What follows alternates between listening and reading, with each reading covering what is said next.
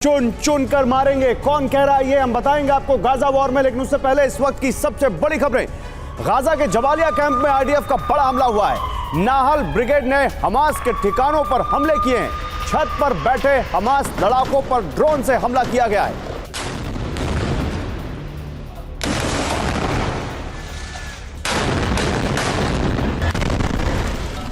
उधर गाजा के जबालिया में इजराइल का विध्वंसक अटैक। आईडीएफ फाइटर ने हमास के ठिकानों को तबाह कर दिया। हमास को भारी नुकसान का इजरायली दावा।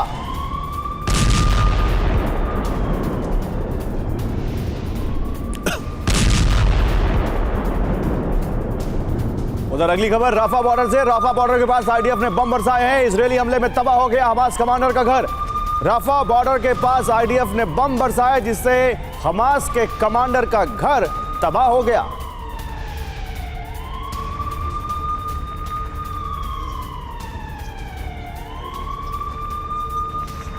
उधर एक और बड़ी खबर है। हमास पर समंदर से भी इजराइल का प्रहार। शी-3 के लड़ाकू विमानों ने हमास ठिकानों को टारगेट किया है। ग्राउंड ऑपरेशन के लिए कवर दे रहे हैं मिसाइल शेप फाइटर।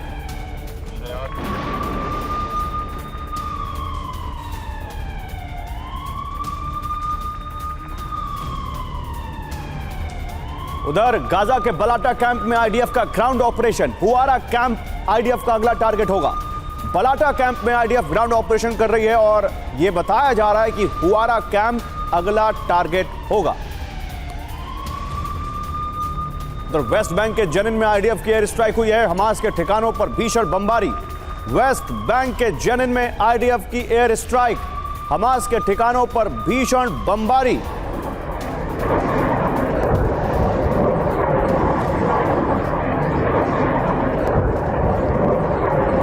और अब यूक्रेन वॉर से जुड़ी खबर। यूक्रेनी स्नाइपर का हैरत अंगेज हमला सामने आया है। करीब 4 किलोमीटर दूर से रूसी सैनिकों को निशाना बनाया है एक यूक्रेनी स्नाइपर ने। 4 किलोमीटर बहुत लंबी दूरी होती है और एक स्नाइपर का इतनी दूरी से इतना सटीक निशाना लगाना अपने आप में बेहद खास है।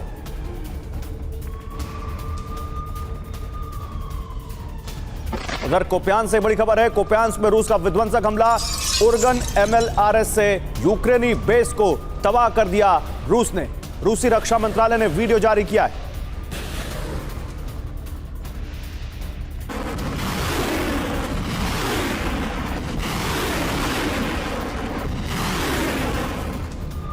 और ये जो जल्दी से आपको ये 8 खबरें दिखाते हैं बिग वॉल पर, फिर आगे बढ़ते हैं। दिखाइए मुझे पीसीआर यहां पर देखिए। ये आ गए आपके सामने 8 खबरें। जबालिया कैंप में आईडीएफ का हमला। ये बहुत बड़ा हमला हुआ है गाजा में। जबालिया कैंप में आईडीएफ ने हमला किया है। नाहल ब्रिगेड ने हमास के ठिकानों को टारगेट किया है। दूसरी बड़ी खबर देखिए, जबालिया में इजराइल का विध्वंसक अटैक देखने को मिला है और यहां भी देखिए इस वॉर में आईडीएफ ने हमास के ठिकानों को तबाह किया। तीसरा यहां पर देखिए हमास का घर तबाह हुआ है राफा बॉर्डर के पास। हमास कमांडर का राफा बॉर्डर के पास आईडीएफ ने बम बरसाए और एक हमास कमांडर के घर को तबाह कर दिया। चौथी बड़ी खबर, अब समंदर से भी प्रहार हो रहा है हमास पर इजराइल की तरफ से और उसका सबूत यह खबर है। देखिए शी-3 के लड़ाकू विमानों ने अटैक किया है वहां पर और वहां समंदर से प्रहार किया है।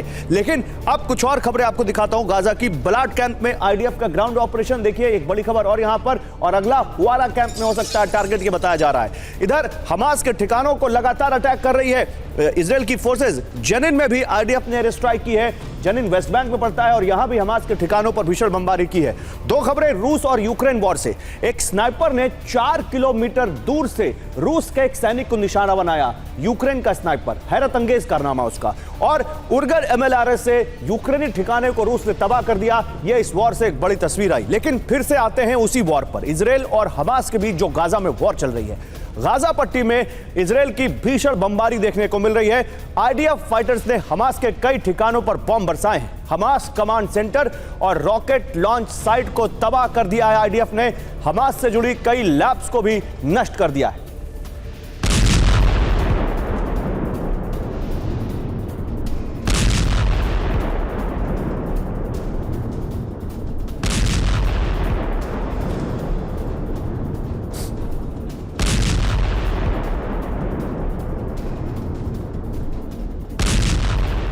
उधर गाजा में इजराइल का ग्राउंड ऑपरेशन जारी। जबालिया कैंप इलाके में आईडीएफ की रेड। बड़ी खबर, गाजा में इजराइल का ग्राउंड ऑपरेशन जारी है। जबालिया कैंप इलाके में आईडीएफ ने रेड मारी है। डिवीजन 36 ने हमास की जैतून ब्रिगेड को घेरा है। आईडीएफ ने हमास के कई ठिकानों को तबाह कर दिया।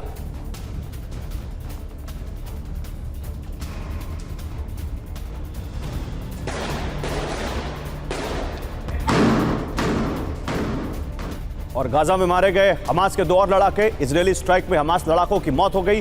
रिहायशी इलाके में छिपे थे हमास के लड़ाके, गाजा में मारे गए। ये एंटी टैंक मिसाइल से हमला कर रहे थे Hamas लड़ाके।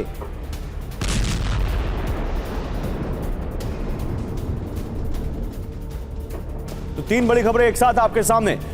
Command centre, rockets launch site Hamas की इजरायल की डिफेंस फोर्सेस ने तबाह कर दी। ये हमास से जुड़ी कई लैब्स भी नष्ट हो गई हैं यहां पर। उधर हमास के कई ठिकानों को आईडीएफ लगातार तबाह कर रही है। आईडीएफ हमले में हमास लड़ाके भी लगातार मारे जा रहे हैं।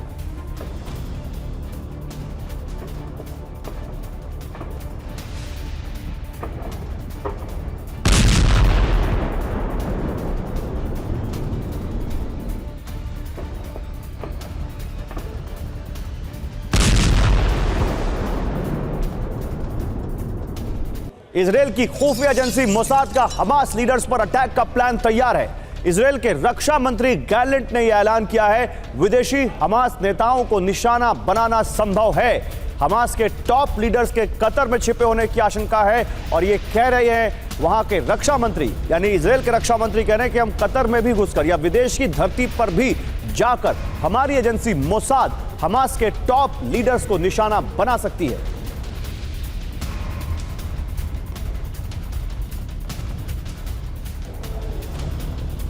तो हमास के लीडर्स टारगेट पर, ये इस वक्त का बड़ा अपडेट। आइए आपको जरा बिग वॉल पर मैं जानकारी देता हूं। दीजिए पीसीआर मुझे यहां पर। देखिए, टारगेट हमास लीडर्स। इजरायल विदेशों में छिपे हमास नेताओं पर हमला करेगा। मोसाद ने हमास लीडर्स पर अटैक का प्लान तैयार किया। इजरायल के रक्षा मंत्री गैलेंट ने यह दावा किया है, हमास के टॉप 5 कमांडर्स के विदेशों में छिपे होने की आशंका है। ज्यादातर टॉप लीडर्स इस वक्त कतर में रह रहे हैं और इनको निशाना बना सकता है यहां पर मोसाद या मोसाद की स्पेशल टीम। इस पर बात करने के लिए मेरे साथ जनरल के सिन्हा है और मेरे साथ एम्बेसडर सज्जनार है। आप दोनों का बहुत स्वागत है। और मेरे सहयोगी विपिन चौबे इस वक्त इजरायल से हमें ज्वाइन कर रहे हैं। ग्राउंड जीरो से आपको गजा का सारा हाल दे रहे हैं। लेकिन जनरल सिन्हा, शुरुआत आपसे। जनरल सिन्हा, म्यूनिक ओलंपिक्स के बाद मोसाद का ऑपरेशन पूरी दुनिया जानती है। कैसे सालों तक उन्होंने अपने दुश्मनों को ढूंढ ढूंढ कर मारा है। क्या ये पार्ट 2 हो सकता है जो रक्षा मंत्री गैलेंट कह रहे हैं? जय हिंद गौरव। जय हिंद सर। देखिए, उनका पार्ट 2 आपने जो म्यूनिक ओलंपिक का बताया, उसका रेड एंड एंटेबे एक बहुत बड़ा ऑपरेशन था जिसमें डायरेक्ट उन्होंने जाकर के, जैसे यदि अमीन उस समय होते थे इथोपिया में, जाकर के उन्होंने जो काम किया था। देखिए, बात उनकी मोसाद की है और मोसाद के ऊपर में आज तो आई है जिस तरह से 7 अक्टूबर का कुछ उनकी अभी कतार के अंदर में बाहर में बैठे हुए जितने भी ये हमास के लीडर्स हैं जो कि मल्टी मिलियनर्स हैं और इन देशों में उन्होंने वो राजनयिक नहीं है, कोई ऐसा नहीं, हमास का कोई ऐसा नहीं, बहुत सारे देश हैं जिनको उन्होंने ऑलरेडी हमास को मानते हैं आतंकवादी संगठन में खुले आम, खास करके कतर के अंदर। आपने बताया 4 बड़े इस्माइल हानिया का जो अहिया सनवार, इसके पहले भी ये यहाँ नहीं रहता था गाजा पट्टी में, जब ये तो पहले जॉर्डन में रहता था, जॉर्डन से आए थे और इसको पहले कैप्चर भी किया गया था, इसको एप्रीहेंड करके इनको जेल में भी डाला गया था। 22 साल जेल के बाद आज इतनी बड़ी जो त्राही बचा रखी है पूरे विश्व के अंदर में गौरव, तो उस समय तो मेरा तो ये मानना है कि सारे का खत्म होगा। वो तो यहाँ तक बोल गए हैं, गैलेंट साहब इतना भी बोलते हैं जितने कि वो चलते फिरते लाश हैं, वो अपनी अंतिम घड़ी कर ले, कहीं पर भी होंगे, कोने में बड़ी बात आप कह रहे हैं, चलती फिरती लाश बताया है हमास के लीडर्स को। वो अपनी अंतिम घड़ी गिन लें, कहीं भी जाए उनको छोड़ेंगे नहीं। ये बड़ी बात आप कह रहे हैं। चलिए इस पर मैं आता हूं, लेकिन इस बीच देखिए एक बड़ा बयान और आया है। इजरायल के रक्षा मंत्री का बड़ा दावा सामने आया है।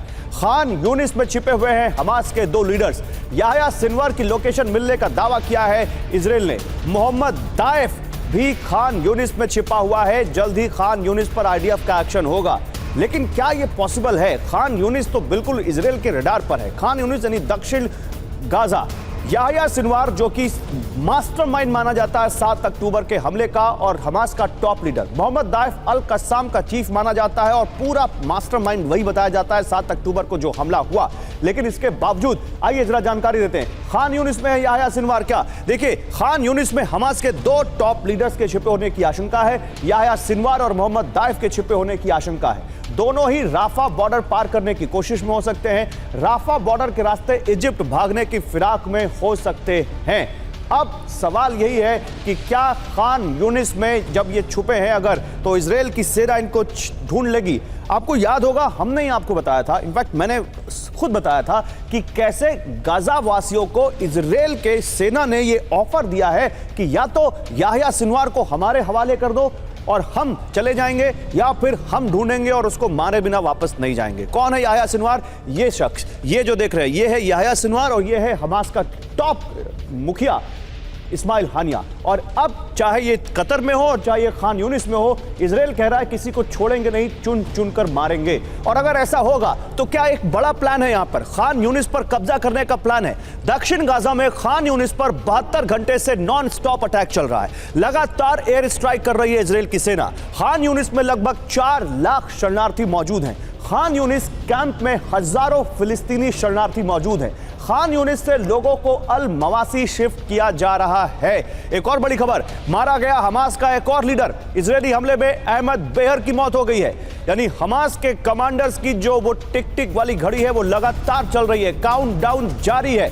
हमास ने अहमद बेहर की मौत की पुष्टि कर दी है। इजरायली एयर स्ट्राइक में हमास के इस टॉप लीडर अहमद बेहर की मौत हो गई है।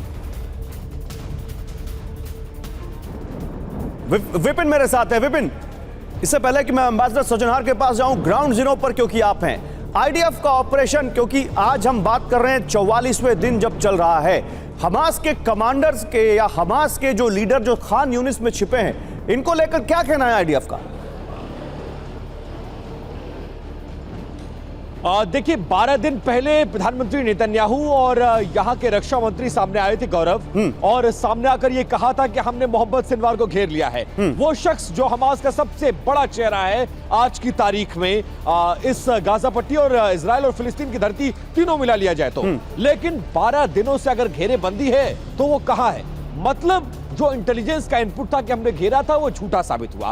अब शक ये है कि तमाम लड़ाकों के साथ मोहम्मद सिनवार और उसका बड़ा भाई याह्या सिनवार आज की तारीख में खान यूनिस में हो सकता है। अब नॉर्थ गाजा में 70-80% कब्जा करने के बाद अब फोकस साउथ गाजा हो गया है। साउथ गाजा में बमबारी करने की योजना है, लेकिन अगर साउथ गाजा में उतना आसान नहीं होगा, क्योंकि 25 लाख की तादाद में वहां पर लोग मौजूद हैं, और जिस तरह की बमबारी आपने नॉर्थ गाजा में की, वैसा ना स्पेस है, ना आप शिफ्ट कर सकते हैं, ना बमबारी कर सकते हैं। ऐसे में लड़ाकों को ढूंढना सबसे बड़ा चैलेंज है, और लड़ाके ढूंढ भी लिए तो सरगना को ढूंढना सबसे बड़ा चैलेंज है, जो कि नामुमकिन नजर आ रहा है। ये आपने जो बोला, मैं एम्बेसडर सजनहार से यही पूछूंगा, कतर का रोल इसमें कैसे देखे दुनिया? एक संगठन जिसको कई देशों ने आतंकी घोषित कर रखा है, उसी संगठन का चीफ वहां बैठ रहा है और वो कतर उनकी मेहमान नवाजी कर रहा है। चिटॉन में गुलानी ब्रिगेड का एक्शन देखने को मिल रहा है। हमास लड़ाकों के साथ साथ आमने सामने की जंग चल रही है। गाजा में आईडीएफ का ग्राउंड ऑपरेशन तेज। ये देखिए, गाजा की तस्वीरें हम आपको दिखा रहे हैं। ग्राउंड ऑपरेशन की तस्वीरें अब ऐसी आ रही हैं जहां पर ग्राउंड पर अब इजराइल की सेना पूरे लाव लश्कर के साथ, अपने तमाम हथियारों के साथ, स्पेशलाइज्ड ब्रिगेड के साथ, स्पेशल कमांडोज के साथ उतर चुकी है ग्राउंड पर। एक ऑपरेशन, एक मोटो, एक लक्ष्य, हमास का खात्मा।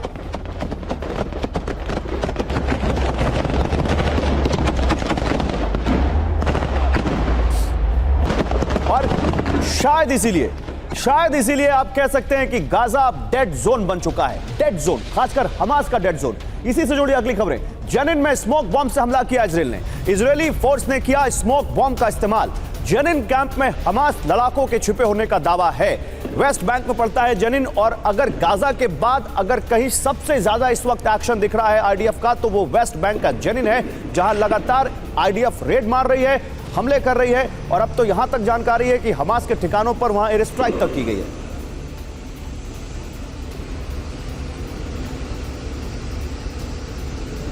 चलिए अगली खबर दिखाता हूं, इसी से जुड़ी हुई। जेनिन कैंप में आईडीएफ हमास की मुठभेड़ हुई है।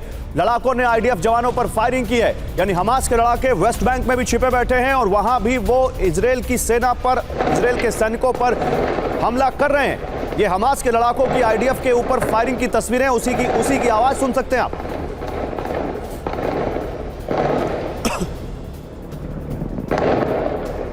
गाजा में और 2 इजरायली सैनिकों की मौत की भी खबर है। इजरायल को भी नुकसान उठाना पड़ रहा है। अब उस नुकसान की इंटेंसिटी इजरायल कैसे जज करता है या दुनिया कैसे जज करती है, वो बिल्कुल अलग है। इजरायल कह रहा है कि हम कितने भी नुकसान में जाएंगे लेकिन हमास को नहीं छोड़ेंगे। और इसी नुकसान की खबर है, 2 सैनिकों की मौत हुई है। इजरायल के ग्राउंड ऑपरेशन के दौरान उनकी जान गई है। 36 घंटे में 11 सैनिकों की मौत हुई है। जमीनी हमलों के दौरान अभी तक 58 सैनिक इजरायल के अपनी जान गंवा चुके हैं। गाजा जंग में अब तक 374 इजरायली सैनिकों की मौत का दावा किया गया है। तो ये वो उन 2 सैनिकों की तस्वीरें जिन्होंने अभी हाल ही में गाजा में इस ऑपरेशन में अपनी जान गंवाई। तो 2 और आईडीएफ सैनिकों की मौत। आइए आपको बिग वॉल पर इस बारे में जानकारी देते हैं। क्या है वो, क्या नाम है उनका, सब आपको बताते हैं। देखिए यहां पर आई वो जानकारी। Quad commander captain Roy Bieber की इसमें मौत हुई है। हमलों में मारे गए पैराट्रूपर बेन्यामिन और एयरली, ये भी यहां पर जानकारी आ रही है। ग्राउंड ऑपरेशन में 58 सैनिकों की मौत हो चुकी है, आईडीएफ का दावा है। 36 घंटे में 11 सैनिक अपनी जान गंवा चुके हैं। गाजा जंग में अब तक 374 इजरायली सैनिकों की मौत हुई है। हमास के हमलों में आईडीएफ के कई मिलिट्री वाहन और मरकावा टैंक भी तबाह हुए हैं। और ये किसी भी जंग में होगा, आप किसी के सामने जाएं, चाहे वो आतंकी संगठन ही हो, नुकसान आपको उठाना पड़ेगा। अम्बासडर सज्जनहार, मैं एक लार्जर पिक्चर आपके सामने रखना चाहता हूं। सर, कतर का रोल मुझे समझाइए, क्या है इस पूरी वॉर में? कतर में वो संगठन जिसके ऊपर इजरायल में घुसकर आतंकी हमला करने का आरोप है, उस संगठन के मुखिया वहां पर ऐसे बैठे हैं जैसे वो फ्री हैं, वहां पर उनको कोई दिक्कत नहीं है। और कतर के साथ दुनिया यहां पर नेगोशिएशन भी कर रही है कि भाई हमास के साथ नेगोशिएशन करो। कतर का क्या रोल है सर? देखिए, एक मैं कहूंगा गौरव, जो एक कहावत है इसमें अंग्रेजी में, running with the hare and hunting with the hound, मतलब वो दोनों रोल अदा कर रहा है। वो जैसे आपको पता है मध्यस्थता का भी रोल करता है, और फिर जो ये आतंकी हैं उनको अपने यहाँ उसने पनाह भी दी हुई है। ये मानना पड़ेगा, जो कतर है एक छोटा देश, but it continues to hit above its weight. International affairs है, ग्लोबल अफेयर्स है, आप उसमें कुछ कह लीजिएगा, उसके पास इतनी ज्यादा गैस इतनी मात्रा में है, पूरी दुनिया में दूसरे या तीसरे नंबर पर है जो उसके पास गैस है, और ये पूरी दुनिया को जरूरत है। और वो अपने को ऐसे पोजीशन उसने किया हुआ है, अपने यहाँ पर अल जजीरा चैनल भी उसने चलाया हुआ है, जो बड़े बड़े देश हैं, चाहे वो अमेरिका है, चाहे वो यूरोप के और देश हैं, या फिर इस तरफ से अगर आप लीजिए ईरान का उसके साथ संबंध या तुर्की के संबंध, सभी के साथ उसने अपने संबंध अच्छे रखे हैं। आपने अभी इनका बताया है जो हमास का, जो उसके लीडर्स वहां पर हैं, आपको याद होगा जो सारे तालिबान के लीडर्स भी वहां थे, जो अमेरिका और तालिबान के बीच में जो बातचीत चल रही थी। अम्बासडर सज्जनहार, ऐसे में जब रक्षा मंत्री इजरायल के कहते हैं कि हम विदेश में भी घुसकर मारेंगे हमास के लीडर्स को, तो क्या ये चैलेंज कतर को है? और क्या कतर में उनको, कतर की सरकार उस तरह की सिक्योरिटी दे रही होगी? नहीं, बिल्कुल ये चैलेंज कतर को ही है, क्योंकि ज्यादा वहां पर ही हम देखते हैं जो बिल्कुल, चाहे वो ईरान के विदेश मंत्री हो, वो आते हैं वहां पर, उनसे मुलाकात करते हैं और बिल्कुल खुलेआम मुलाकात की जाती है। तो यकीनन ये चैलेंज कतर को ही है। और कतर को हमने देखा है, तुर्की ने भी और कतर ने भी, जैसे उन्होंने शब्दों का प्रयोग किया है इजरायल के विरुद्ध, और उन्होंने कहा है जो वहां पर आतंकवाद ज्यादा इजरायल फैला रहा है, ना कि हमास फैला रहा है। तो इसीलिए ये चैलेंज कतर को है, और मेरे विचार से जो इजरायल कहता है वो उसको पूरा करता है। रास्तों को तबाह कर रही है आईडीएफ, गलियों में भी बुलडोजर का एक्शन देखने को मिला है। जनिन से तस्वीरें देखिए। और बुलडोजर इस पूरी वॉर में एक अलग ही फिनोमेना निकल कर आया है, एक अलग तरह का हथियार इजरायल की सेना का, जिसने हमास के और ठिकानों को और हमास के सिंपैथाइजर्स यानी हमास के जो समर्थक हैं, उनके घरों को, उनके रास्तों को, उनके आसपास के इलाकों को तबाह करने में जबरदस्त इसने भूमिका निभाई है। एक और बड़ी खबर, गाजा के अल शिफा अस्पताल में टनल शाफ्ट मिलने का दावा किया गया है। अल शिफा आप भूल नहीं सकते अगर आप इस वॉर को लगातार कवर कर रहे हैं तो। अस्पताल के पास वाहन में हथियारों का जखीरा भी मिला है, ये आईडीएफ का यानी इजरायल की सेना का दावा है। आईडीएफ ने सुरंग का वीडियो जारी किया है। ये वीडियो देखिए जिसमें वो कह रहे हैं कि ये अल शिफा अस्पताल के पास मिली सुरंग है। एक और बड़ी खबर देता हूं आपको अल शिफा से जुड़ी हुई। आईडीएफ ने अल शिफा में मदद पहुंचाई है, पानी और खाने का सामान पहुंचाया है। जरूरी सामान लेकर पहुंचे हैं इजराइल की सेना के ट्रक अल शिफा अस्पताल में, जहां उन्होंने रेड मारी, जहां उन्होंने स्ट्राइक की, जहां उन्होंने मरीजों को बाहर निकलने पर मजबूर कर दिया, क्योंकि वो मान रहे हैं, उनका यह दावा है कि अल शिफा अस्पताल के नीचे हमास का कमांड सेंटर है और वहां बंधक भी हो सकते हैं। हालांकि बंधक मिले नहीं अल शिफा से। देखिए 3 खबरें इसी से जुड़ी हुई। एक तरफ जनिन में वेस्ट बैंक का बुलडोजर, दूसरी तरफ अल शिफा से जुड़ी 2 खबरें, अल शिफा अस्पताल में मिलती हुई सुरंग और अल शिफा अस्पताल पहुंचे इजराइल के 2 ट्रक वहां पर मदद का सामान लेकर। इससे बड़ी एक और खबर आपको देता हूं मैं। गाजा के अल शिफा अस्पताल पर बहुत बड़ी खबर आ रही है। गाजा का अल शिफा अस्पताल बना है डेथ जोन। ये कौन कह रहा है? ये WHO कह रहा है। अल शिफा के पास 80 शवों की सामूहिक कब्र, ये कहा WHO ने। WHO टीम को सामूहिक कब्र दिखाई गई। अल शिफा को तुरंत खाली करने की जरूरत है, यह कह रहा है WHO। आइए अल शिफा पर आपको जानकारी देता हूं मैं। क्या है इस बारे में जानकारी? WHO क्या कह रहा है? वर्ल्ड हेल्थ ऑर्गेनाइजेशन, विश्व स्वास्थ्य संगठन। दिखाइए जरा पीसीआर यहां पर। यह देखिए आपके सामने जानकारी आ गई। अल शिफा बना डेथ जोन। अल शिफा एंट्री पॉइंट के पास सामूहिक कब्र, यह कहा WHO ने। सामूहिक कब्र में 80 से ज्यादा शव, 80 से ज्यादा शव। अल शिफा में 25 हेल्थ वर्कर्स के जिम्मे 291 मरीज। चेंज करिए इसको पीसीआर जल्दी से। अल शिफा में 25 हेल्थ वर्कर्स के जिम्मे 291 मरीज, 2 मरीज आईसीयू में और 51 गंभीर हालत में है। अस्पताल में नए मरीजों की भर्ती नहीं हो पा रही है। अस्पताल के नीचे हमास के कमांड सेंटर का दावा आईडीएफ ने किया। आईडीएफ ने सुरंग और हथियार होने के सबूत भी दिखाए हैं। जनरल सिन्हा, अब आप इस पहेली को सुलझाइए। ऊपर हॉस्पिटल, नीचे हमास और बीच में वो मजबूर मरीज, शायद जिनका हमास से लेना देना ना हो, लेकिन उनकी जान अब दांव पर लग चुकी है। दुनिया कैसे देखे इसको? देखिए गौरव, जब हम मानवता की तरफ देखते हैं तो ये हम उंगली उठा सकते हैं, मगर देखिए कोई भी कन्वेंशंस हो, इंटरनेशनल लॉ हो, जिसके अंदर में हॉस्पिटल या ऐसे जगहों में जैसे स्कूल्स हैं, कॉलेजेस हैं, यूनिवर्सिटीज हैं, वहां पर ना तो आतंकवाद का कोई कोई अड्डा हो सकता है। अल शिफा के अंदर में प्रूफ तो बहुत निकली है और उन्होंने दिखाया भी है। ऐसा नहीं कि केवल सॉफ्ट दिखाई है, वहां के MRI रूम्स में आपके बहुत बड़े हथियारों का जखीरा मिला है। वहां 200 मिले हैं बंदूकों। सर तो WHO को ये क्यों नहीं दिखता? WHO देखिए इसमें टोटल इन्वॉल्वमेंट है। इसमें 36 हॉस्पिटल के अंदर में 13,000 WHO के, जो भी आप कहिए, रेड क्रॉस के लोग रहते हैं। जब उनके आंखों के नीचे ये चीजें हो रही थी तो क्यों नहीं? आपने देखा होगा रेंटसी अस्पताल के अंदर में जहां पर से हथियार मिली है, वहां WHO का बहुत बड़ा बोर्ड है। तो WHO की चाहे वॉन वायरस के समय में, तो ये UN के अंदर में यदि आप क्या है, देखिए 7 तारीख को 7 तारीख के बाद 8 तारीख को ये क्यों नहीं बोले गए कि 240 जो बंधक उसको छोड़ दीजिए?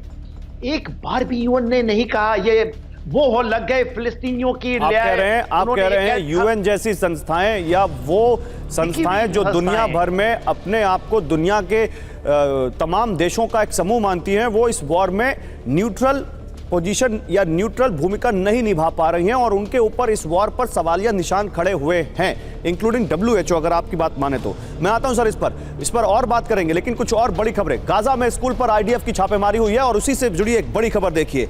दक्षिण गाजा दहलेगा, दक्षिण गाजा, क्योंकि उत्तरी गाजा तो अब लगभग आईडीएफ ने अपना ऑपरेशन पूरा कर लिया है, लेकिन दक्षिण गाजा पे उनका पूरा फोकस बढ़ गया है। ये देखिए गाजा में स्कूल पर आईडीएफ की छापेमारी। स्कूल में छिपे हुए थे हमास के लड़ाके, यानी हॉस्पिटल की बात हो रही थी, अब स्कूल सामने आ गया। स्कूल को बनाया हथियारों का गोदाम, ये दावा है आईडीएफ का। छापेमारी में बरामद हुआ है हथियारों का जखीरा, ये इजराइल की सेना का दावा है।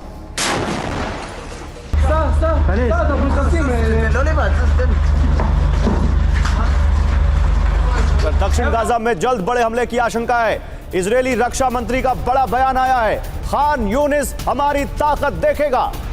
यह है गैलेंट, जो कि बार बार सामने आ रहे हैं और हमास को चेतावनियां दे रहे हैं। वो कह रहे हैं अब खान यूनिस हमारी ताकत देखेगा। दक्षिण गाजा में ग्राउंड एक्शन के संकेत दिए गए हैं। खान यूनिस को जल्द खाली करने का अल्टीमेटम दिया है इजरायल ने। और एक और बड़ी खबर, दक्षिण गाजा में लोगों पर फायरिंग, सेफ कॉरिडोर से आगे बढ़ रहे लोगों पर फायरिंग। खान यूनिस छोड़ आगे बढ़ रहे हैं लोग और उन पर फायरिंग की गई। लोगों को अल मवासी जाने की सलाह दी गई है।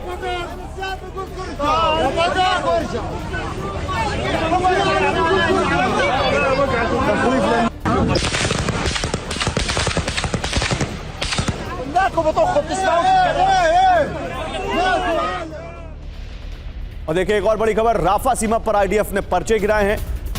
लगातार पर्चे गिराए हैं इस पूरी वॉर में। इजराइल ने गाजा के लोगों को मैसेज देने के लिए अब उन्होंने राफा सीमा पर गिराए हैं। हमास लड़ाकों की जानकारी मांगी है। जानकारी देने वालों को सुरक्षा का भरोसा भी दिया है इजराइल ने। ये वो पर्चा जो वहां पर देखिए आसमान से गिराए गए ये पर्चे, हेलीकॉप्टर के जरिए यहां पर या फाइटर जेट्स के जरिए ये पर्चे लगातार गिराता हुआ इजराइल, ड्रोन्स के जरिए भी उसने कुछ पर्चे गिराए हैं, जहां वो लोगों को ये कह रहा है हमास की जानकारी दें और जो जानकारी देगा उसकी पहचान सुरक्षित रखी जाएगी। ये देखिए ये पर्चा लोग उठाते हुए। तो एक बार दो तस्वीरें आपको दिखाते हैं जहां गाजा में जिंदगी इस वक्त कैसी है, आपको समझ में आएगी। ये दो तस्वीरें आपके सामने आएंगी। एक तरफ लोग जब जा रहे थे तो कैसे ओपन फायरिंग हुई उनके ऊपर। ये दाहिनी तरफ की तस्वीर आप देखिए जो हमने आपको दिखाया था किस तरह से लोगों के ऊपर फायरिंग की गई जब वो जा रहे थे यहाँ पर। और ये दक्षिण गाजा में ही जा रहे थे, दक्षिण गाजा की तरफ जब ये सेफ कॉरिडोर से आगे बढ़ रहे थे तब फायरिंग की गई। और दूसरी तरफ ये तस्वीर देखिए जहां पर ये पर्चे गिराए जा रहे हैं। विपिन, इजराइल की सेना का मकसद क्या है? आपने लोगों को उत्तर गाजा से छोड़कर दक्षिण गाजा की तरफ जाने को कह दिया, अब आप कह रहे हैं दक्षिण गाजा भी छोड़ दो, तो कहां जाएंगे ये लोग? इजिप्ट जब अपनी बॉर्डर खोल ही नहीं रहा तो जाएंगे कहां? बिल्कुल सही बात है गौरव। और आप समझिए कि दुनिया के वो तमाम मुल्क जो आज की तारीख में फिलिस्तीन के बॉर्डर से लगते हैं वो भी अपनी सीमाओं को खोलने को तैयार नहीं है। एक जगह से पहले ही गाजा पट्टी को आपने दो टुकड़ों में बांट दिया। अब जब एक कोने में लोग सिमट गए हैं अब आप कह रहे हैं वो भी खाली करिए क्योंकि हमें बम गिराना है। ये खिसियानी बिल्ली खम्मा नोचे जैसी हालत है। जो सोचकर आपने 8 अक्टूबर से ऑपरेशन शुरू किया, आपके हाथ क्या लगा? आज की तारीख में कुल 14,000 लोग आपने मारे। 14,000 में से लगभग 9,000 सिविलियंस हैं, 6,000 लड़ाके मारे, लेकिन 50,000 लड़ाकों में से अब भी 44,000 लड़ाके कहां गए? ये इस सवाल का जवाब किसी के पास नहीं है। अब उसी सवाल का जवाब ढूंढने के लिए वो चाहते हैं कि हम साउथ गाजा चले जाएं, लेकिन साउथ गाजा में ग्राउंड ऑपरेशन चलाना इतना आसान नहीं है क्योंकि highly density, highly populated area है और वहां पे इस तरह का ऑपरेशन नहीं चलाया जा सकता। इसीलिए वो चाहते हैं कि ये लोग यहां से चले जाएं और हम जैसे नॉर्थ गाजा में बमबारी किए वैसे ही बमबारी करने का हमें मौका मिल जाए। लेकिन कहां चले जाएं? होता है कि सवाल है कहां चले जाएं? भूमध्य सागर में कूद जाएं, राफा बॉर्डर में जब इजिप्ट नहीं खोल रहा तो कहां चले जाएं? फिर इजराइल की तरफ आ जाएं वापस? यही सवाल इजराइल से पूछा जा रहा है। और सबसे बड़ी बात यह है कि जो अमेरिका पूरी दुनिया में ढिढोरा पीटता है कि हम ह्यूमन राइट्स के लड़ते हैं, ह्यूमन राइट का वॉयलेशन नहीं होने देंगे, वो आज कहां है? इजराइल और हमास करेंगे 5 दिन का युद्ध विराम। पहले 50 बंधकों को छोड़ेगा हमास, ये वॉशिंगटन पोस्ट ने कहा है। 24 घंटे में छोटे छोटे ग्रुप्स में महिलाओं और बच्चों को छोड़ेगा हमास। अमेरिकी अखबार वॉशिंगटन पोस्ट की रिपोर्ट का ये हम आपको उसका एक अंश दिखा रहे हैं जो उसमें उसने कहा है अपनी रिपोर्ट में कि 4 से 5 दिनों का युद्ध विराम हो सकता है और उसके बदले में हमास इजराइल के 50 बंधकों को छोड़ सकता है जिसमें बच्चे और महिलाएं शामिल हो सकते हैं। आइए और डिटेल में आपको इस बारे में बताता हूं। और डिटेल क्या है इस बारे में देखिए, बिग वॉल पर दीजिए मुझे पीसीआर। यहां पर देखिए अमेरिकी दखल में इजराइल और हमास की यह डील हो रही है। यह वॉशिंगटन पोस्ट अमेरिकी अखबार रिपोर्ट कर रहा है। दोनों पक्ष 5 दिन का युद्ध विराम करेंगे। महिलाओं और बच्चों को छोड़ने पर हमास सहमत हो गया है। 50 या इससे अधिक बंधक छूटेंगे। 24 घंटे में छोटे छोटे ग्रुप्स में छूटेंगे।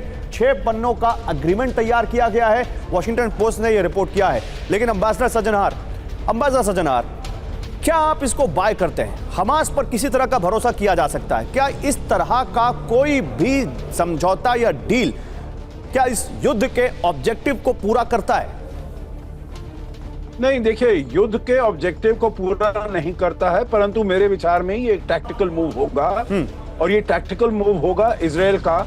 और इजराइल को क्योंकि अपने बंधकों को उसने छुड़ाना है, अपने उसके ऊपर जो सरकार है उसके ऊपर प्रेशर बहुत ज्यादा है इजराइल में अपने लोगों का, जिनके परिवार के लोग वहां पर बंधक बनकर गए हैं, तो कुछ ना कुछ इधर बंधकों को रिलीज करना।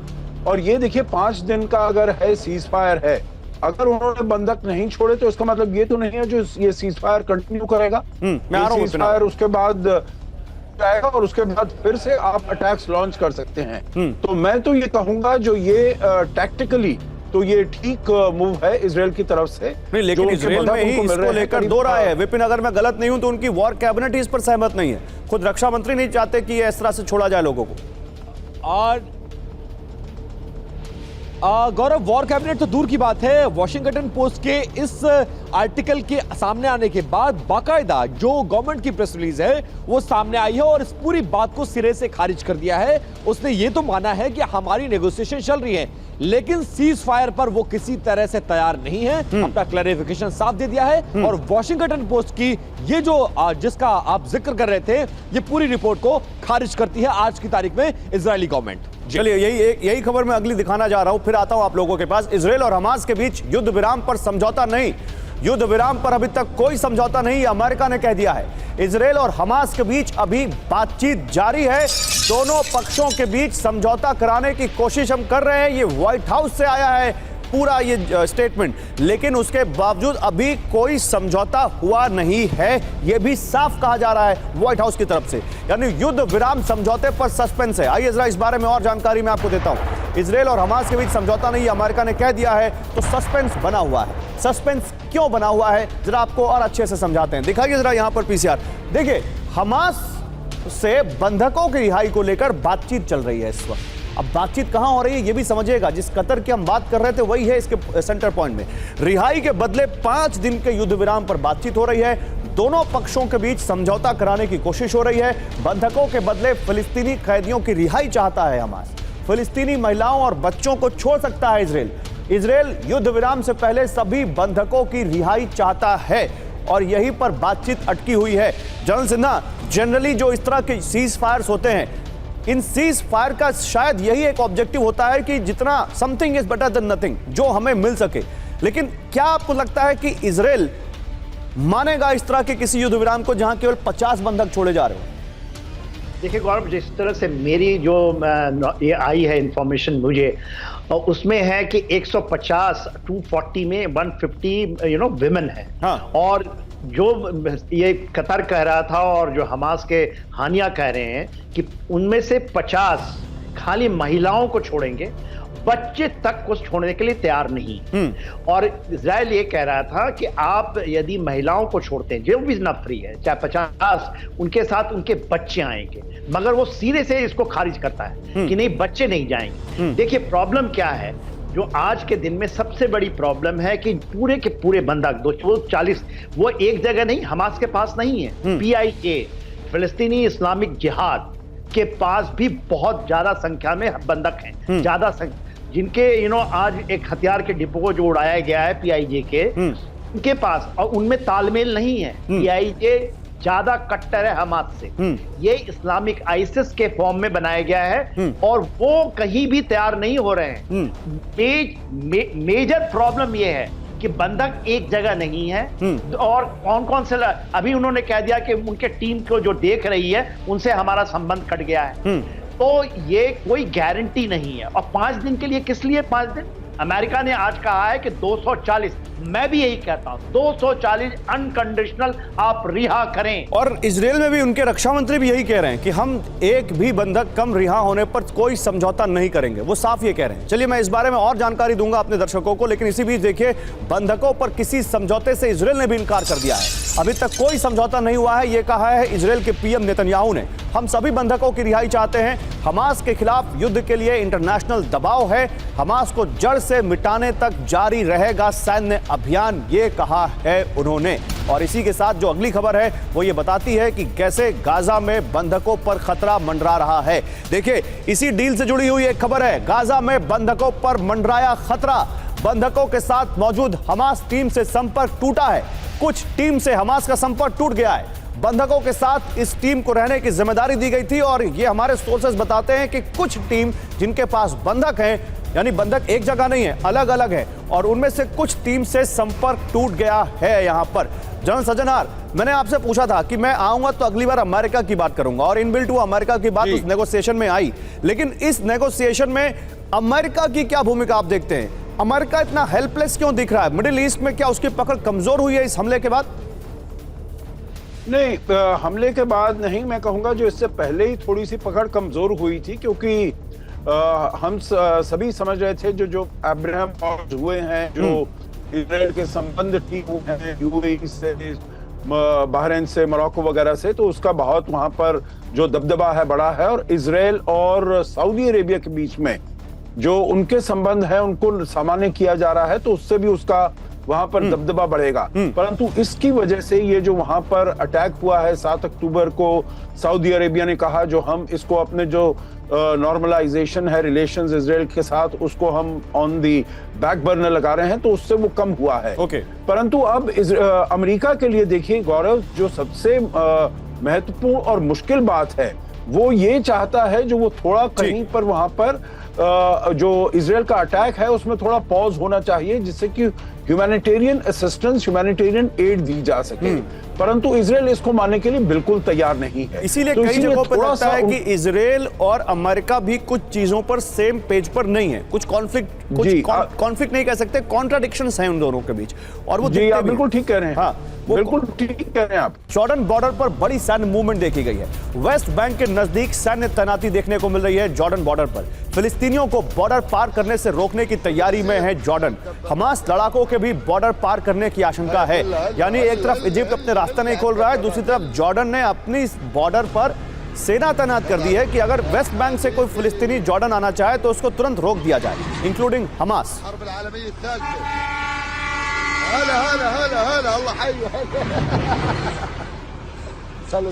तो जॉर्डन बॉर्डर पर खिलाबंदी क्यों हो रही है, रीजन क्या है? आइए जरा आपको एक बार दिखाते हैं। यहाँ पर ये देखिए, आपके सामने यहाँ पर हम वो जानकारी लेकर आते हुए, ये आप देखिए, ये अगर आप देखें ये पूरा तेल अवीव, ये फिलिस्तीन का नक्शा, इजराइल का नक्शा आप देखें, ये पूरा इजराइल का नक्शा जो हम आपको दिखा रहे हैं।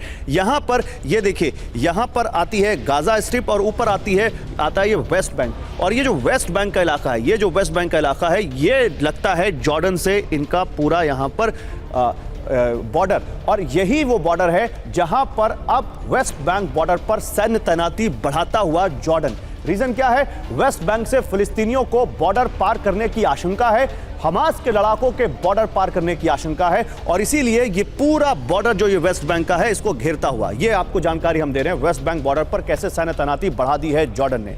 इसी बीच एक और बड़ी खबर है, मिडिल ईस्ट में न्यूक्लियर टेंशन। मिडिल ईस्ट में न्यूक्लियर टेंशन, जी हां, तुर्की ने इजराइल पर सवाल उठाए। इजराइल के न्यूक्लियर स्टेटस की जांच हो, यह कहा है एर्दोआन ने। IAEA करे परमाणु हथियारों की जांच, देर होने से पहले सच्चाई सामने आए, यह एर्दोआन ने कहा है।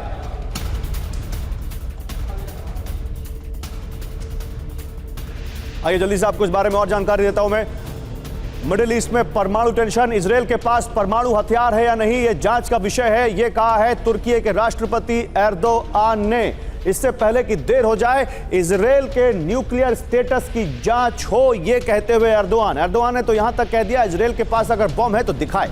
वो ऐसा झूठ क्यों बोल रहा है? इसके अलावा अंतर्राष्ट्रीय परमाणु ऊर्जा एजेंसी जो है IAEA, उसको तैयब एर्दोआन ने कहा है कि वो इसकी पड़ताल करे। मिडिल ईस्ट में रणनीतिक हितों के संतुलन के लिए यह जरूरी है। इजराइल के परमाणु हथियारों के अप्रसार संधि पर हस्ताक्षर नहीं है, और अब इसके बाद ये देखिए इजराइल का परमाणु स्टेटस क्या है, आइए आपको बताते हैं। इजराइल ने अब तक अपने पास परमाणु हथियार होने का दावा नहीं किया है। ICAN की रिपोर्ट के मुताबिक इजराइल के पास करीब 80 परमाणु बम है। एयरक्राफ्ट, सबमरीन और बैलिस्टिक मिसाइल्स के जरिए ये परमाणु हमले कर सकते हैं। रिपोर्ट के मुताबिक इजराइल ने 1969 में पहला परमाणु बम तैयार कर लिया था। 1973 में परमाणु हमले में सक्षम बैलिस्टिक मिसाइल उन्होंने बना ली थी। लेकिन अब यहां पर सवाल यह है कि क्या वो परमाणु बम तैयब एर्दोआन को इसलिए देखने हैं क्योंकि उनको जानकारी चाहिए, या फिर जनरल सिन्हा ये कुछ और है पर्दे के पीछे गेम? तैयब एर्दोआन को इजराइल दिखा भी देगा परमाणु बम तो क्या फर्क पड़ जाएगा? उनका कौन सा इंटरेस्ट है उस परमाणु बम में? गौरव, यदि जितना हम बात कम करें ये टर्की के और रिसेप एर्दोगान साहब की, तो उतना ही कम है। ये तो कहीं पर भी हाथ सेक लेते हैं और अपने को खलीफा बनने के लिए मुस्लिम वर्ल्ड के लिए तो इस तरह चीजें उठाती हैं। हम आता हूं मैं आपके जो 10th न्यूक्लियर स्टेट है, 9 तो डिक्लेयर्ड न्यूक्लियर स्टेट है, 10th इजराइल है। देखिए यम कपूरा वॉर 1973 का आपने बात किया था, उसके बाद ही से ऐसा माना जाता है और ये है, इसके प्रूफ भी हैं कि 10th जो स्टेट है, न्यूक्लियर स्टेट है, वो इजराइल है 80 के पास। और ये जब भी हम लोग कैलकुलेट करते हैं तो इसको भी हम लोग देखते हैं। तो देखिए टर्की के पास भी न्यूक्लियर हथियार है, उसका नहीं, खुद का नहीं, अमेरिका का डिप्लॉयड है, वो भी 80 के आसपास में डिप्लॉयड है। अमेरिका ने 6 देशों में पूरे यूरोप में अपने डिप्लॉय किए हुए हैं टैक्टिकल न्यूक्लियर वेपन, उसमें टर्की भी एक है। तो अभी जब बात आती है कि ये क्यों कहें, क्योंकि अमेरिका और इजराइल के बीच में एक संधि हुई थी आफ्टर 73, जिसमें उन्होंने कहा था, अमेरिका ने कहा था, वी विल एक्सेप्ट, एक अकॉर्ड है उनके ऊपर, न्यूक्लियर अकॉर्ड, कि आप अपने को न्यूक्लियर स्टेट डिक्लेयर नहीं करेंगे, और उन्होंने नहीं किया इसी के तहत में। इसलिए पर पूरी विश्व जानता है एग्जैक्ट लोकेशंस, हम लोगों को पता है कि कहां पर उनके किस तरह से चीजें हैं, कितना इनरिचमेंट हुआ है, कितना नहीं है। और इसलिए जो पूरा इजराइल नहीं चाहता कि ईरान किसी भी तरह न्यूक्लियर हो। जैसे ही न्यूक्लियर होगा पूरा समीकरण ही बिगड़ जाएगा, पूरा मिडिल ईस्ट का जो परमाणु जो समीकरण है पूरा बदल जाएगा, आप कह रहे हैं। और इसीलिए जब भी वो लगता है कि कोई परमाणु ताकत पाने के करीब पहुंच रहा ईरान, इजराइल के फाइटर जेट्स तुरंत एयरबॉर्न होते हैं। पता नहीं वो क्या मैसेज दे रहे होते हैं वहां पर। यमन से लेबनान खतरा है, ईरान क्या है, आइए आपको दिखाता हूं। हिजबुल्लाह ने इजराइल का ड्रोन मार गिराया। हर्मीस 450 यूएवी को तबाह करने का दावा किया है हिजबुल्लाह ने। और किससे मार गिराया? ईरान की 358 मिसाइल से इजरायली ड्रोन पर अटैक किया हिजबुल्लाह ने। हिजबुल्लाह ने उसका वीडियो जारी किया।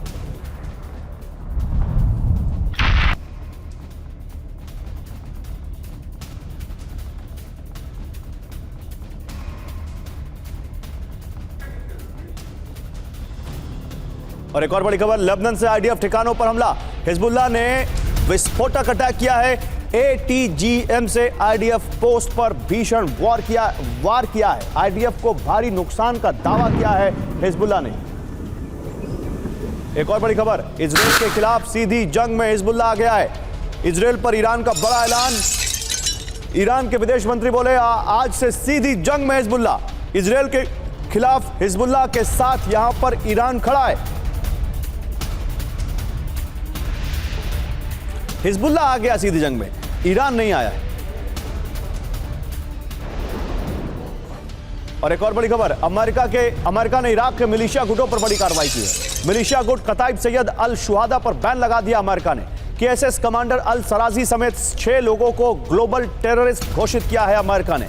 अमेरिका और दुनिया के लिए केएसएस बड़ा खतरा है, एंटनी ब्लिंकन ने यह कहा है। इराक में अमेरिकी बेस पर हमलों के पीछे कताइब सैयद अल शुहादा।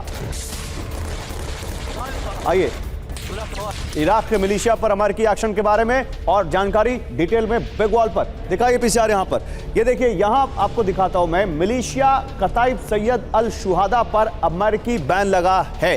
मिलिशिया कताइब सैयद अल शुहादा पर अमेरिकी बैन। केएसएस से जुड़े 6 कमांडर ग्लोबल टेररिस्ट घोषित किए गए हैं। मिलिशिया गुटों को फाइनेंशियल मदद दे रहा है ईरान, ये अमेरिका के विदेश मंत्री ने कहा। अल शुहाद, हिजबुल्लाह और ईरानी हथियारबंद समूहों को ट्रेनिंग दी गई है। इराक, सीरिया में अमेरिकी बेस पर कताइब ने हमले किए और अभी 7 अक्टूबर के बाद 40 से ज्यादा अटैक हो चुके हैं इराक और सीरिया में यूएस बेसिस पर। अमेरिका को उकसाकर हथियार खत्म करवाने का प्लान है। अमेरिकी बेस पर 60 से ज्यादा हमले हुए हैं अभी तक। मैं तो 40 बता रहा था, ये 60 हो गए और 59 अमेरिकी जवान इस पर घायल हुए हैं। लेकिन एम्बेसडर सजनार, सवाल यह है, ईरान के विदेश मंत्री कह रहे हैं कि हिजबुल्लाह इस वॉर में डायरेक्ट आ गया और ईरान के जो सुप्रीम लीडर हैं उन्होंने साफ कहा हमास को कि तुमने हमसे पूछ के अटैक नहीं किया था, हम डायरेक्ट इस वॉर में नहीं आएंगे। तो ईरान की क्या भूमिका है सर अब? देखिए, ये तो हम शुरू से ही बता रहे हैं, जो ईरान ये सभी जो हैं, चाहे हमास है, चाहे हूती है, चाहे हिजबुल्लाह है, ये सब प्रॉक्सीज हैं ईरान की। सभी कुछ इनको, चाहे मिलिट्री ट्रेनिंग हो, फाइनेंशियल सपोर्ट हो, इक्विपमेंट हो, सभी कुछ हो, वो सभी ईरान इनको प्रोवाइड करता है। ईरान अपने आप बीच में नहीं आना चाहता, परंतु आग में घी बिल्कुल वो डालता जा रहा है। जैसे अभी आप बता रहे थे तुर्की के राष्ट्रपति एर्दोगान और ईरान, ये दोनों चाहते हैं जो किसी ना किसी तरीके से ये वाला जो जंग है ये और ज्यादा भड़के और ज्यादा ये बिखर जाए, जिससे कि उनको अपना जो रोल है मुस्लिम वर्ल्ड में, इस्लामिक उम्मा के सामने, उनको अपना रोल और बढ़ाने का मौका मिल जाएगा। तो इसलिए ईरान का डायरेक्टली वो नहीं इन्वॉल्व होना चाहता है, परंतु और सभी को वो उकसा रहा है जो भी उसके प्रॉक्सीज हैं, जिससे कि वो ज्यादा से ज्यादा इजराइल के ऊपर अटैक करते जाए। ठीक है, ठीक है। इसी बीच देखिए एक और बड़ी खबर है, सीरिया में फिर अमेरिकी बेस पर हमला हुआ है। अमेरिका के अल तम्स बेस पर हमला हुआ है, इस्लामिक रेजिस्टेंस का ड्रोन से हमला।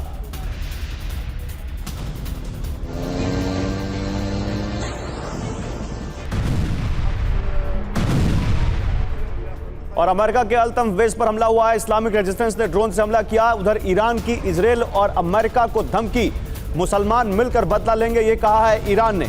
ईरान के मेजर जनरल सलामी बोले यूएस, ब्रिटेन, फ्रांस अंजाम भुगतेंगे। अभी तक पूरी क्षमता का इस्तेमाल नहीं हुआ है, यह सलामी ने कहा है। और ईरान का अमेरिका पर बड़ा आरोप, अमेरिका की वजह से भड़केगा गाजा युद्ध, यह कहा है ईरान ने। अमेरिका को यहां हिट करता हुआ ईरान के विदेश मंत्री हुसैन अमीर अब्दुल्लाहियन का यह बयान है, गाजा में हमले नहीं रुके तो कुछ भी संभव है, यह कहा है हुसैन ने। तो गाजा बनेगा ईरान और अमेरिका युद्ध की वजह, यह बड़ा सवाल है। क्या गाजा में ईरान और अमेरिका आमने सामने आ जाएंगे? आइए जरा आपको इस बारे में बताता हूं, क्योंकि यह बहुत बड़ा अब सवाल बन चुका है कि गाजा में अमेरिका तो इजराइल को मदद दे रहा है, ईरान हमास को मदद दे रहा है, लेकिन क्या आमने सामने आएंगे? आइए जल्दी से देखते हैं। पिछले 40 दिनों से ईरान और अमेरिका के बीच टेंशन जारी है। अमेरिका लगातार ईरान को गाजा युद्ध से दूर रहने की चेतावनी दे रहा है। अमेरिका लगातार ईरान पर हिजबुल्लाह की मदद का आरोप लगा रहा है। ईरान ने अमेरिका पर गाजा में युद्ध भड़काने का आरोप लगाया है। ईरान ने कहा है कि अगर गाजा पर हमले जारी रहते हैं तो कुछ भी संभव है। विपिन, ईरान क्या आईडीएफ कह रही है, या इजराइल के जो टॉप लीडरशिप है वो ईरान को लेकर क्या सोचती है? देखिए आज की तारीख में गौरव पूरा फोकस गाजा पट्टी, फिलिस्तीन, हमास पर है। हाँ, और थोड़ा सा फोकस 25% अगर कहें तो लेबनान बॉर्डर पर है। लेकिन इन सब के बीच इजराइल ये जानता है कि मुख्य ताकत का जो स्रोत है वो ईरान है। ईरान पर नजरें हैं, उस पर दबाव बनाने की कोशिश भी है और तमाम तरीकों से उससे निपटने की कोशिश है। लेकिन वो चाहकर भी आज की तारीख में बहुत कुछ नहीं कर सकता है। वो ये जानता है कि हमारा दुश्मन नंबर 1 ईरान है। ईरान ही इनको पालता पोसता रहा है और इस हमले के लिए, उकसाने के लिए और तमाम जो सुविधाएं हैं वो मुहैया करवाया है। इसलिए पहले हमास को खत्म करेंगे। ये लड़ाई खत्म होने के बाद ईरान से निपटना है। लेकिन फिलहाल इजराइल का पूरा फोकस गाजा पट्टी में हमास के कमांडोज, हमास के लड़ाके हैं। हिजबुल्लाह के कई ठिकाने ध्वस्त किए हैं इजराइल की सेना ने। लेबनान की तरफ से भी लगातार हमले हो रहे हैं, जहां से हमले वहीं पर आईडीएफ की एयर स्ट्राइक। तो अभी हमने आपको दिखाया कि इजराइल में हिजबुल्लाह हमले कर रहा है, अब ये उसका बदला ले रहा है इजराइल।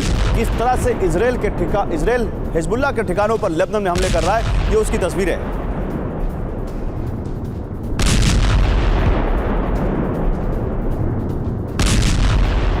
और हिजबुल्लाह के ठिकानों पर इजराइल का हमला, दक्षिण लेबनान में आईडीएफ फाइटर्स की एयर स्ट्राइक देखने को मिली है। हमले की तैयारी कर रहे लड़ाकों पर ड्रोन अटैक किया है इजराइल ने। उत्तरी इजराइल में हुए अटैक पर पलटवार किया है आईडीएफ ने और इस तरह से एयर स्ट्राइक की है।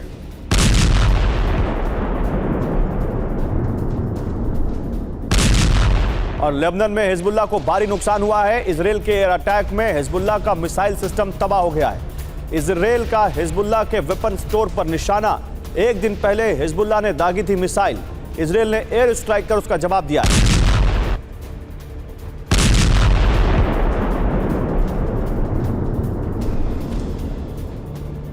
और इजरायली फाइटर जेट्स की भीषण स्ट्राइक देखने को मिली है।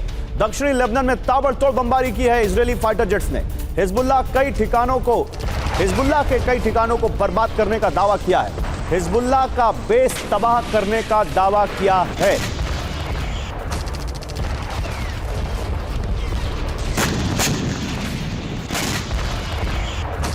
अम्बासडर सुजनार, ये आपको लगता है कि अगर हिजबुल्लाह यहां पर ना हो या हिजबुल्लाह वाला फ्रंट ना हो तो इजराइल के लिए हमास का खात्मा करना कोई बड़ी बात नहीं है? ये हिजबुल्लाह है जो यहां पर कहीं ना कहीं उनको मल्टी फ्रंट वॉर में या तो उलझा रहा है या उनसे ताकत मिल रही है हमास को। देखिए, मैं कहूंगा जो शॉर्ट टर्म में इसका कोई खास अंतर नहीं पड़ेगा। इसका अंतर अगर कुछ पड़ सकता है तो मीडियम टर्म में पड़ सकता है, क्योंकि इसका जो है, इसके पास जो सप्लाईज हैं, इसके पास जो और फोकस करना है वो वहां पर पूरी तरीके से नहीं कर पाए। क्योंकि मैं समझता हूं जो अभी तक जो काम कर रहा है हमास के विरुद्ध गाजा में इजराइल, अगर ये लेबनान का फ्रंट नहीं होता, हिजबुल्लाह का फ्रंट नहीं होता, तो उससे ज्यादा वो और कुछ नहीं कर पाते वहां पर। तो इसीलिए इन द शॉर्ट टर्म मेरे विचार से कोई इसका अंतर नहीं पड़ेगा। और लॉन्ग टर्म में, क्योंकि हम जानते हैं जो हिजबुल्लाह के पास, चाहे उनके जो लड़ाकू हैं, एक्सट्रीमिस्ट हैं, टेररिस्ट हैं, उसके पास जो रॉकेट हैं 1,30,000 से लेकर 1,50,000 तक मिसाइल हैं, रॉकेट है वगैरह, तो वो उसके लिए एक खतरा पेश कर सकते हैं इन द मीडियम टर्म। पर शॉर्ट टर्म में मैं नहीं समझता हूं जो इसका कुछ इतना खास अंतर पड़ने वाला है। चलो आप रहिए मेरे साथ। इसी बीच मिडिल ईस्ट से एक बड़ी खबर है। मिडिल ईस्ट से बड़े खतरे की खबर है। हूती विद्रोही खोल सकते हैं मोर्चा। हूती चीफ ने कहा इजराइल को हराएंगे। पहले भी आईडीएफ को मिटाने की धमकी हूती दे चुके हैं। और हूती कहां है? हूती यमन में है। हूती यमन से मिसाइल दाग रहे हैं इजराइल की तरफ। 2-2 हजार किलोमीटर लंबी मिसाइलें दाग रहे हैं। हूती विद्रोही कह रहे हैं कि वो इजराइल को हरा कर रहेंगे।